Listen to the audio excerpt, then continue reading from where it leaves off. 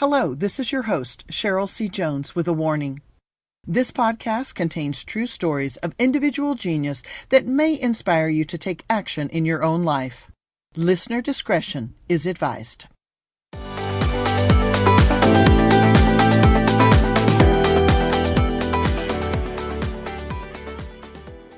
Hello and welcome to Getting the Best Results podcast, where each week we talk about shortcuts or techniques that will help you get the best results in life and business.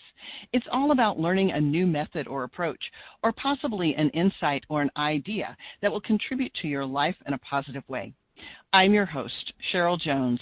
I'm an author, facilitator, professional speaker. My focus is on helping individuals and small businesses break through their common thinking to create bigger, bolder, better results. You can find me at simplythebestresults.com, where you will also find lots of helpful resources to break through. Let's get on with this week's show. This week I have the pleasure of having Sara Russell with me. Sara has an incredible career that she has come through. Her career began in the financial sector, where she excelled as a leadership trainer and eventually a learning project manager for a Fortune 100 global initiative. After 14 years, she left to tackle life on her own terms, yet was still drawn to the realm of human performance and adult learning. No matter what the topic is, she loves digging into the humanistic challenges that we all face in order to rise above and break through complacency by re-engaging our power, passion, and peace. Nowadays, she helps companies from Fortune 200 to national nonprofits and local organizations, and has expanded her experience to include industries in tech, real estate, publishing, community service, health, recruiting, as well as oil and gas.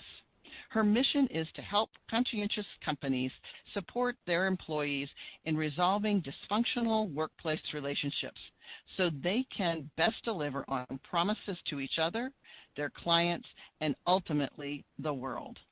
Please help me welcome Miss Sara Russell. Welcome, Sara. Well, thank you so much, Cheryl. It's a delight to be here. I'm so glad you're here. Well, you and I have something in common when it comes to those humanistic challenges that we all have that sometimes we have difficulty rising above. And then when you get into the whole dysfunctional workplace thing, that's my jam, as you put it. I've heard you use that word, my jam. And, so, this is a dating conversation, I can tell, definitely. Yes. Yeah. So I'm a little curious because you have, I know a little bit about your history, and because we've been friends for a while, and I want to know if you'd be willing to tell us just a little bit about your leap from corporate environment to doing things on your own terms and a little sabbatical type thing you took. I'm kind of throwing you a curveball here because I don't think you knew I was going to ask that question, but maybe know where I'm going with the two-letter mini wheels involved item. Right. What happened? Yes, capital R, capital V. As in victory, yes. As in vehicle, yes. That would be the story. So I think, that is you're a very interesting person, and this is one of the things that I think is super interesting. And then I want to get into all the other questions I have, but I would love to know about that jump from corporate environment to the RV. Right.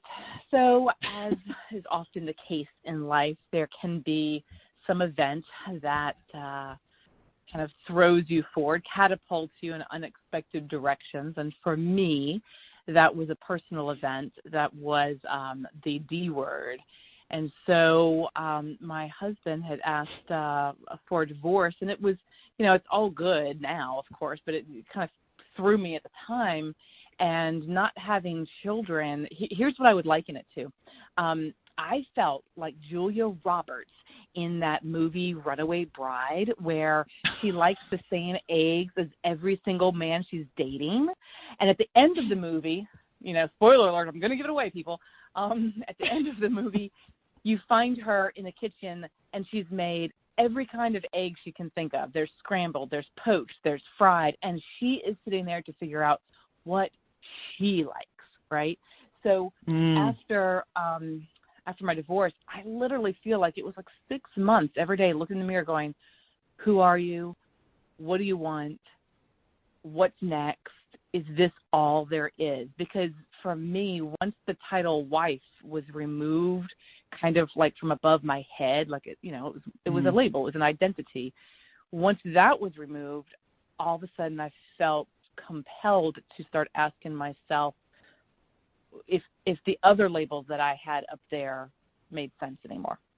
And so fast forward to my very first vacation on my own, and my mother sent me with a book that had me do an exercise where it was essentially, it was like a bucket list kind of exercise, I guess. And after I wrote it, and I had some fun with it, I was like, well, does it have to be fantasy, or can I do this? Like, what's possible? And so I revisited the list, and I was like, what would bring me the most joy? And the most joy that I found in this really cool list was to hang out with my mom more. She's a wise woman, and but there was a problem with this. Mom was a full-time RVer, and so the only way to hang out with her was to join her. I got it. Yeah. So that was the leap. That was how I got there. Wow. And how long were you a full-time RVer? 2.5 years. Wow. And where'd you go? I know. Well, first I had to buy a bigger RV than Mom's because hers was like a tin can, and that was not going to work. So step one, actual, accommodations. And then she and I made a plan for 6 months. I was currently living in Richmond, Virginia, and she was up in Maryland. Her lifestyle was that she would work at a campground with gardens, and somebody had kind of adopted her. So she kept going back there every season. When her season came to an end, she said I could pick her up, and I was allowed to keep her for 6 months until it was growing season again, and I had to bring her back. So we went from Maryland, and we essentially went west. And there were a couple things that I had mapped out that I really wanted to do, and she added a few things along the way. So Kentucky, I'd never been through Kentucky before. Went to the Derby racetrack. We went to the International Hot Air Balloon Festival in Albuquerque, New Mexico. That was really cool. Oh, that's fabulous. I've seen it. Yeah. Oh yeah, right. Then we meandered over to the Colorado Springs, Denver area, and we did some spiritual things along the way. And so we had a cool experience there with what would she call herself? I think she would call herself something like a horse healer. Like she used horses to help you work through some deeper emotional issues. So that was kind of interesting. We made our way all the way over to California. We were in San Diego during Christmas, and that was gorgeous. I'd never spent time there. Loved parking like on the beach. Like, who gets to do that, and like throw open your door and there's the Pacific Ocean right there. So cool. Wow. That was 6 months. And then, coming back, I had to return her. And once I got her back, my manager, where I've been working at Capital One, had been keeping an eye on me on Facebook. And I was like, so I see you're headed this direction. Should I be looking for a job? What's happening? And, once I got that freedom in my blood, that it crept into my soul and my spirit, and I could not fathom having a typical corporate job. And I loved corporate America. I loved it. I thrived there. But I just turned a corner, and I couldn't seem to go back. So I kept going. I actually upgraded my RV. And then it was just me and my dogs for the next 2 years. And we putzed around, and we'd kind of hang out a little bit longer in places. I'd go places where I had friends. My best friend lived in Charleston, South Carolina. So I'd hang out there for like 4 months. And then I'd meander. Like I went to Maine for the summer. Oh, man, if we all had that ability, Maine would not be so quaint anymore because it was fantastic. Says the woman be sitting overrun in Texas now. Exactly. Yeah. Well, Yeah. that I think that's phenomenal, absolutely phenomenal. That you really looked to see what it was that would feed your soul, and then ran with it. I think there's probably a lot of people who would like to do that. So, y'all, if you're interested, Sara Russell is the person to talk to because she could give you all the ins and outs on it. I got the tips, man. Right. Well, I couldn't go without asking more about that because I know that I feel like it's probably informed you in a lot of ways in terms of your growth and your confidence and your self-esteem, as well as just your attitude of let's take charge and make something happen. And I noticed those things about you. And, I'm wondering, I just named off a whole bunch of wonderful things about you, but, I'm wondering if there's a skill or a characteristic that has really helped you get the best, the best results in your life or in business or whatever. And I haven't even brought you back around from the RV to you. We'll have to wrap back around to that so we can find out how did she get to that from there to here. So, but I'm curious, just, looking at skills and characteristics, what are the things that gave you the confidence and the ability, or whatever it was, that to take those kinds of things on? Because you've been very successful in everything that you've touched.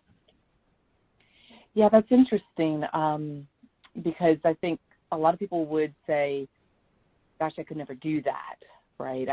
I could never go traipse across the country in something. And so I have thought about what enabled me or formed me to be the person who could. And let's be clear, like, I was scared. It wasn't like a easy choice that I just, ran with. I still went through my pros and cons and everything. But if I had to narrow it down, I'd probably still have to say there's two things that I think really influenced me and continue to influence me. One is a book that my mom turned me on to after my parents went through a divorce. I was 14-ish, somewhere around there, and she gave me Norman Vincent Peale's book called The Power of Positive Thinking. And I remember because of the divorce with my parents, there was a lot of that's when we began moving a lot. And I was heartbroken when I had to leave a teacher, one of my favorite teachers. So this book, The Power of Positive Thinking, opened me up to the concept of visualization, and how you can, in your mind's eye, put together a picture that feels good, and you can bring in the layers of what you see and what you feel. And I distinctly remember this image. I haven't thought about this in a long time. In my mind's eye, I returned to Cary, North Carolina, where we had been living, where we were about to move away from, so I was sad. And I returned to it as an adult in a red convertible car. It was wintertime, and I put the top down and sat in the parking lot of the condo complex that we lived in when we were there. And I remember in my vision, I just was remembering all the good times and the memories and the family stuff. And then I went and found the grave of my favorite teacher, because apparently in my head he would have passed away, which is terrible, but there you go. And I brought this red rose to his grave site and just thanked him for being a father figure during my divorce and all that kind of stuff. And I'm sharing this unexpectedly, but because it came to fruition. I actually did this with my husband before we got divorced. And don't you know, he had a red convertible Miata. And no kidding. Yeah, so we went back to the neighborhood, to the condo place, not the grave. I couldn't track down the teacher. So happily, I'm hoping he was fine. But that, at age 14, when you're going through peer pressure and the body is changing and you doubt yourself, having something like that to anchor into my mindset, that has lasted a long, long time.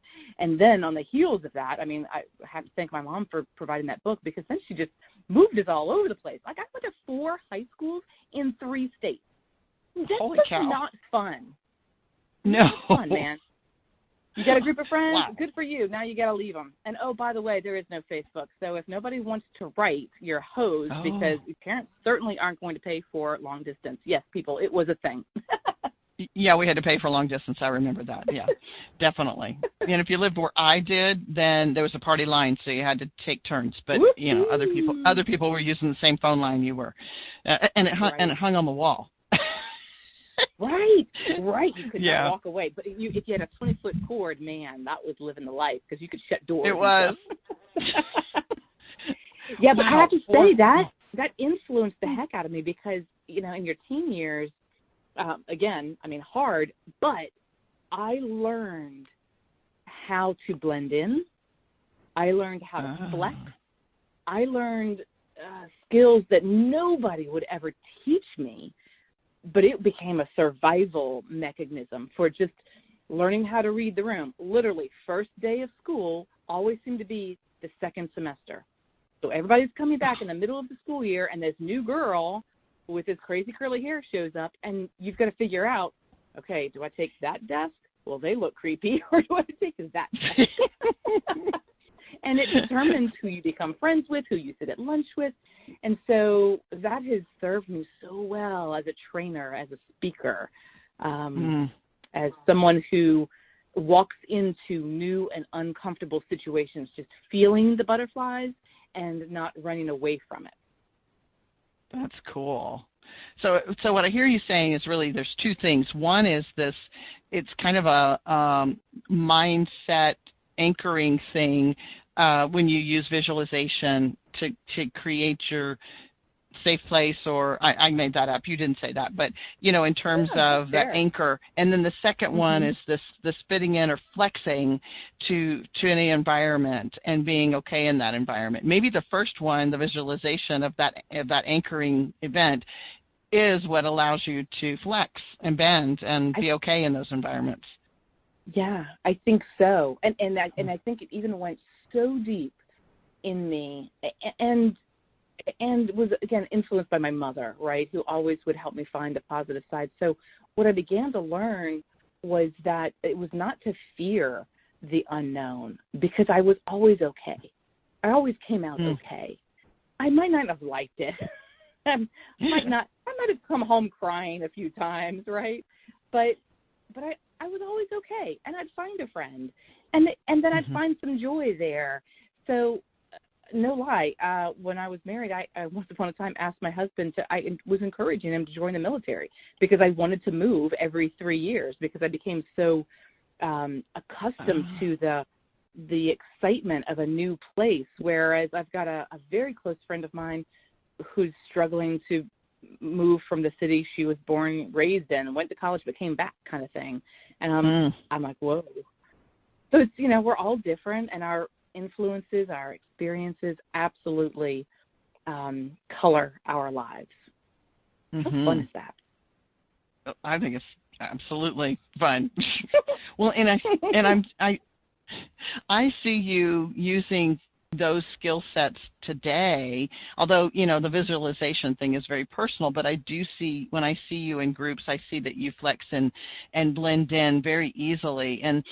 And tell me more about how that supported you, having that skill set has supported you in doing the work you're doing today. Yeah. Well, if I carry the same theme, if I think first about the mindset, well, I kind of mentioned already, I just assume things will work out, and they tend to, right? Now, that has hurt me in some ways.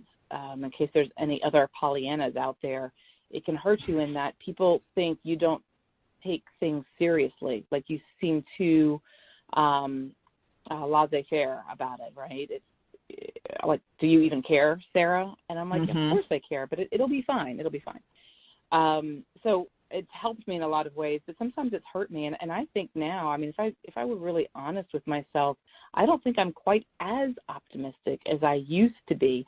And I think that is probably just because I'm learning, or I have learned, or I've been conditioned to dampen it a little bit.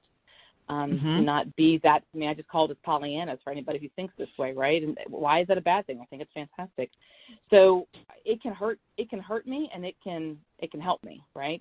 Depending on which choice I decide to make. But for the other one, the flexing, it too was really hard for a long time. I think everything, there's always like the positive side of one coin. If you flip that coin over, there's an opposite side, right? And so that's kind of what I think I'm describing here. But for the flexing, the hard part was that I didn't understand it. I couldn't put it to words. No, I didn't go through a class called How to Be Relevant with Strangers. How to Find Common Ground. What a great course.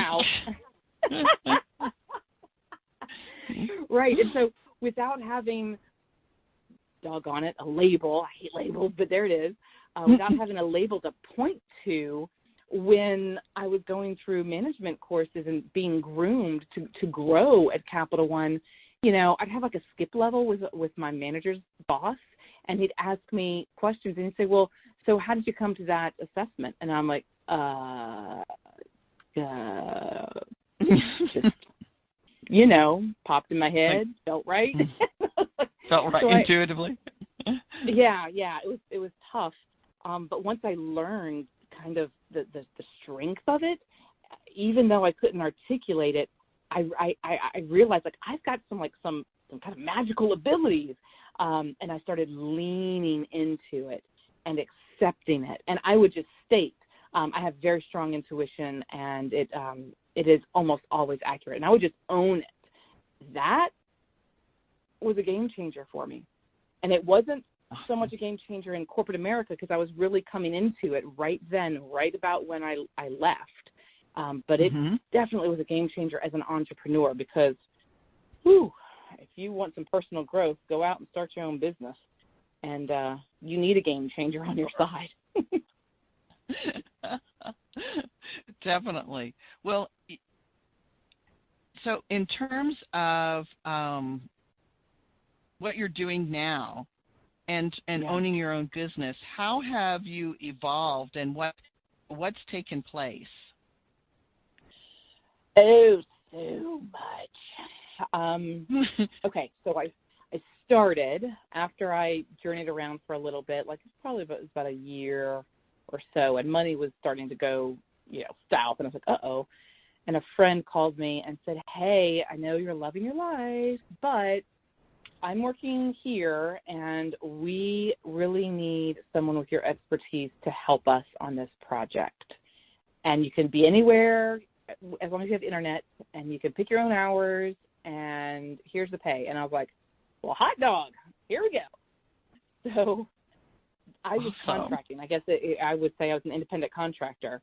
And I had never owned my business or a business, so I didn't know anything other than to accept this contract work. And I kind of fell into the trap of like being their employee. They'd have a project, they'd say, hey, can you help us with this? And my answer was always yes. And then I became at their beck and call, and I slipped into the same behaviors I had in corporate America, which was working like a banshee, because I didn't have anything else to, occupy my time, especially now that I was single. And that lasted for like way too long. And then when I met this fabulous man that I am now married to, who his first making money was like in, I don't know, he was like 7 or 8 years old, and he never stopped. So he's like a serial entrepreneur, right? So I'm on this one side trying to inch my way over to being an entrepreneur. He doesn't know what a job is. Doesn't make any sense to him. And he's giving me this advice and just kind of, holding the mirror gently and saying, look, you're not an employee. You own your business. You have power. You get to make choices. And it honestly took a couple of years before it really got like sunk in and got in.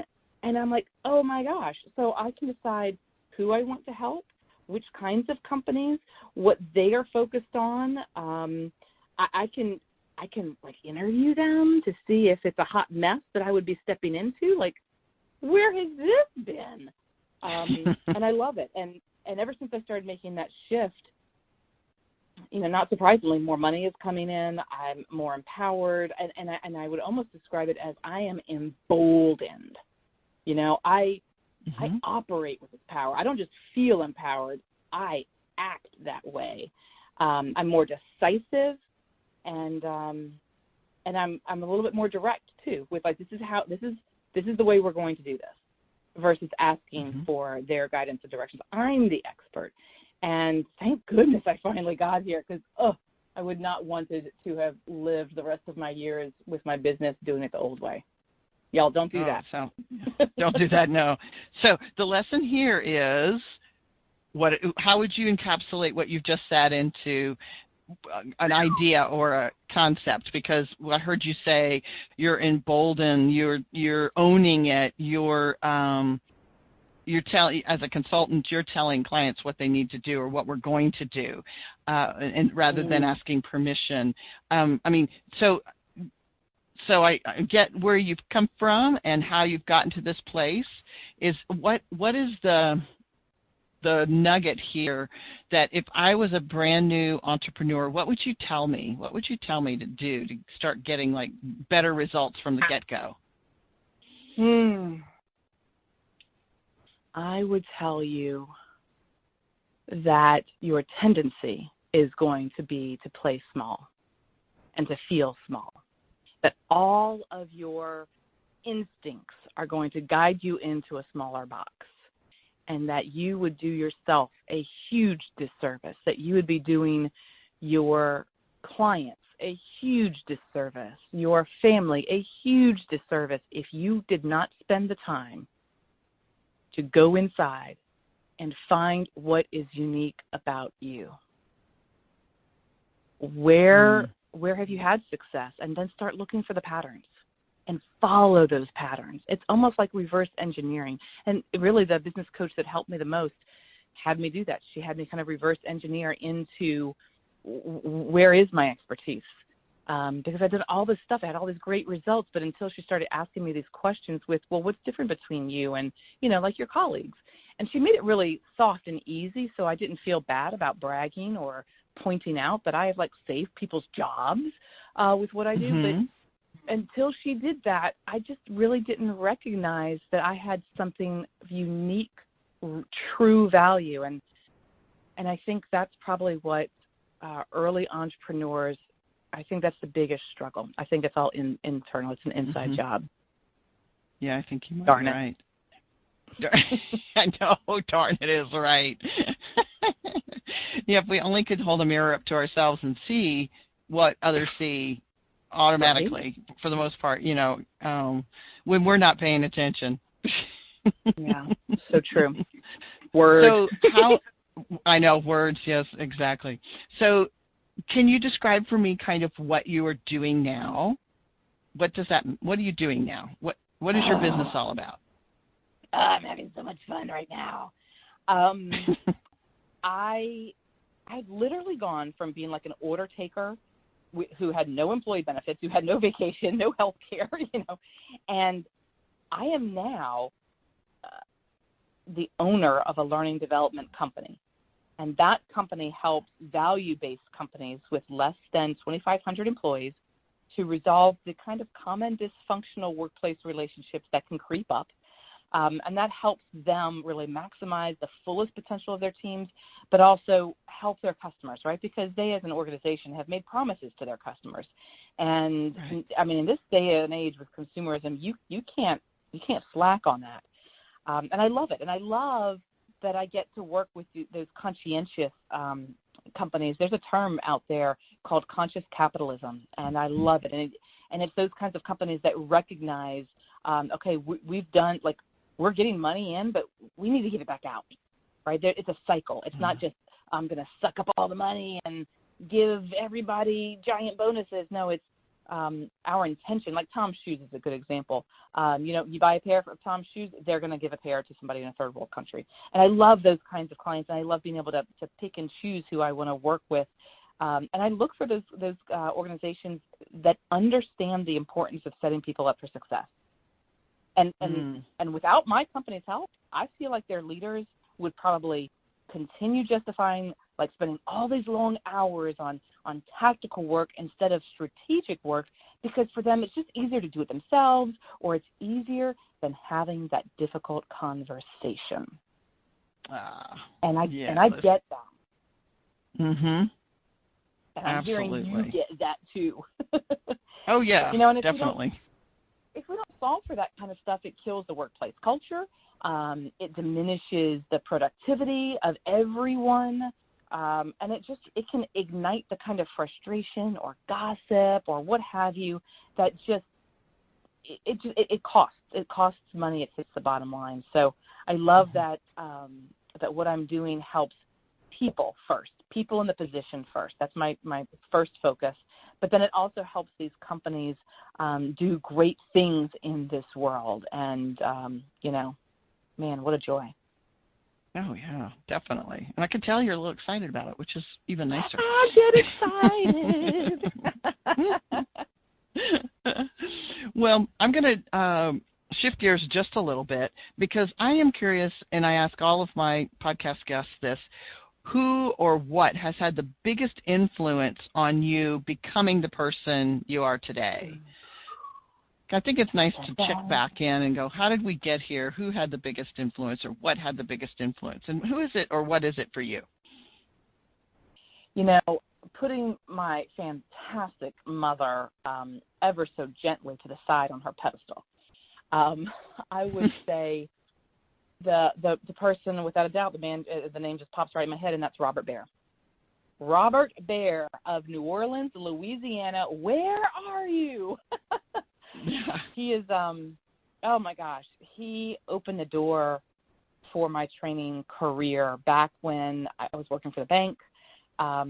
They were going to change the whole system and the sales process of the entire bank, and they wanted to do it all at one time. Like, they wanted to literally flip a switch so that the next day it was a different platform system, and oh, by the way, now you're consultative sales folks. And so, it was a fairly daunting challenge. So the process was to hire this guy, Robert, who was brilliant. And he said, okay, we're going to create a SWAT team. I'm going to hire 10 people from the different regions of the bank, bring them all here to New Orleans, teach them everything, and then turn them loose. So I got to be on the SWAT team. And then after it was done, I was honored to be asked by the head of corporate education to come in and redo the entire onboarding program, because, of course, now everything's totally out of date. And so that's how I got in. But the thing about Robert that made the difference here, and I use this myself still to this day when I'm hiring, whether it's vendors, contractors, employees, is hire for attitude, not for skill. If he had been looking for somebody with skill, he would not have hired me. I was not a trainer. I had never gotten up in front of anyone and spoken. I didn't understand instructional design or adult learning methodologies or Bloom's taxonomy. So he opened that door, and as is the case in my life, I did really well and was asked to take the next role, which was the next move up. And I've never lost, I guess, my passion or my hunger for it. And the other thing that I think was really cool about Robert, I dug him so much. He was such a good manager. We'd come to him occasionally and we'd complain, like the operations department is, they're not doing this or they're not doing that, or whomever it was. And he would look at us with his kind, empathetic eyes, and he'd say, okay, well, I'll go to fight for you just as soon as all of your ducks are in a row. Oh. And what did he mean by that, though? That's pretty cool, though. I mean, because he had your back, but he wanted to make sure something else was in order first. What did that mean exactly? I think it was his way of guiding us to really look exceptionally close at what we were producing and look from somebody else's perspective, like what holes could they shoot in the way we were doing things. So I don't think anyone's perfect. I think that's what he was saying without saying it. Like as soon as you're perfect, and there were times where we would come to him and we had it all flushed out and we had our plan Bs and we had reasons for why everything was structured the way it was. And there were a couple times where he's like, yep, I totally get it. All right, I'll go have a meeting. And he would go fight for us. And, whether that was really wise, which it definitely was, or maybe it was almost like self-preservation for him. Like, why would a manager ever want to go fight with another manager of another department if they could cast blame backwards? Like, if there was something that they could say, well, that's all nice that you want us to do this, but until you have fixed this, why should we? And I think it was wise really on both sides. And watching him, he was a great, great leader. And so that's what I love about helping managers today, because I know the impact he had on my life. My life, my family, my career trajectory was this wonderful, his title might have said manager, but he was a leader to me. And so when I go into organizations and I can help leaders understand themselves, understand their team members, understand even the nature of politics, corporate politics, and help them navigate that and find the truth, which is typically not as bad as you think it is, and allow them to start having conversations where, things move forward and there's no more frustration. Oh my gosh, I know the ripple effect. And so I'm, again, just honored that I get to play in that space.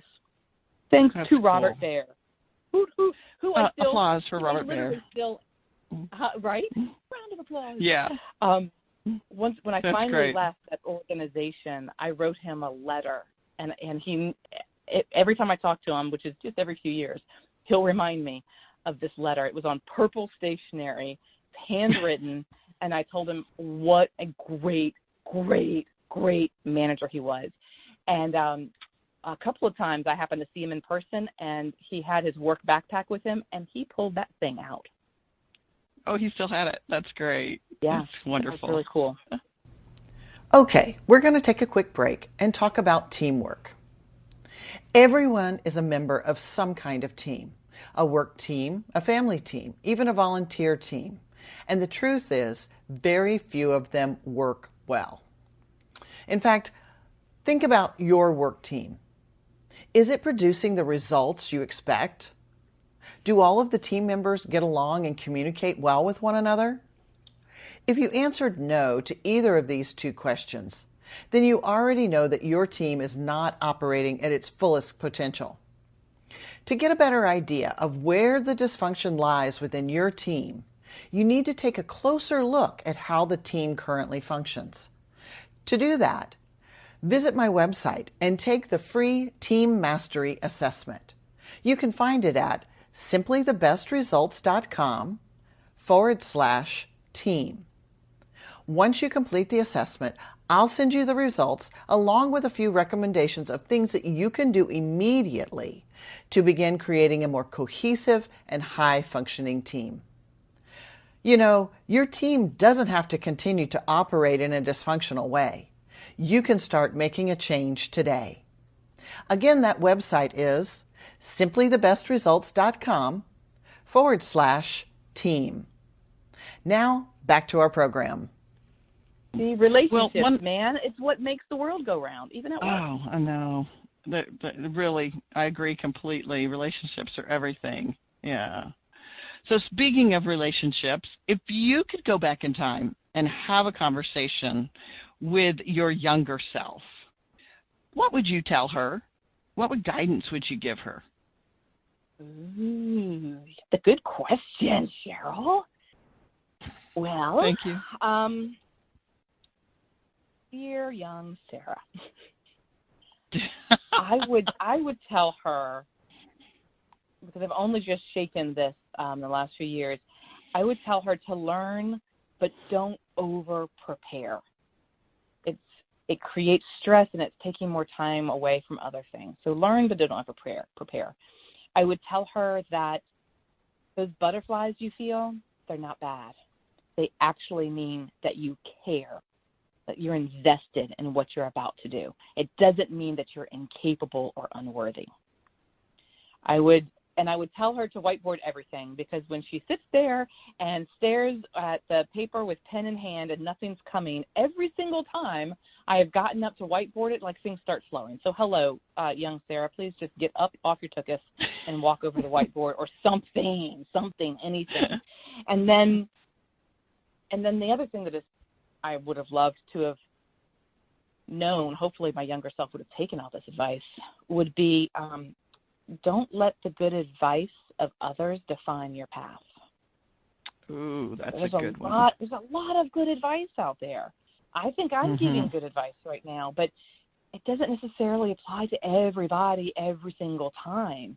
And I've gotten off my path, and I've spent tens of thousands of dollars trying to force fit, the round peg in the square hole, because it was good advice and it made sense at the time. So that just kind of goes back to, going inward and knowing yourself and being willing to be honest, which I think it is so hard to be honest with ourselves. That's why therapists are, doing well.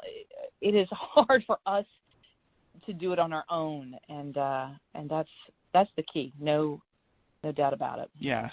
Well, we definitely all of us have blind spots. So, it's a little hard to see the center of your back. I don't know, even a contortionist probably cannot see the center of her or his back. So, anyway, that being said. I love that.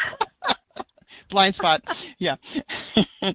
So, tell me, what is next for you? What are you focusing on? And yet we are in the middle of the pandemic, and we really don't know exactly what the future holds, but I'm sure you've been thinking about it even before this came about, and I'm wondering what's next on the horizon for you.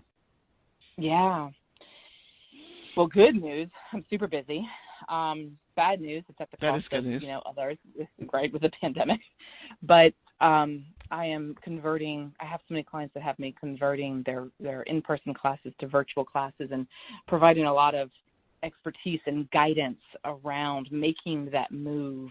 So that's just kind of been a side thing that I know and that I do that, if they need it and they're my clients, then obviously this time requires that we help everyone that we can.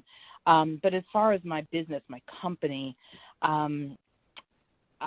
excuse me, I'm growing it.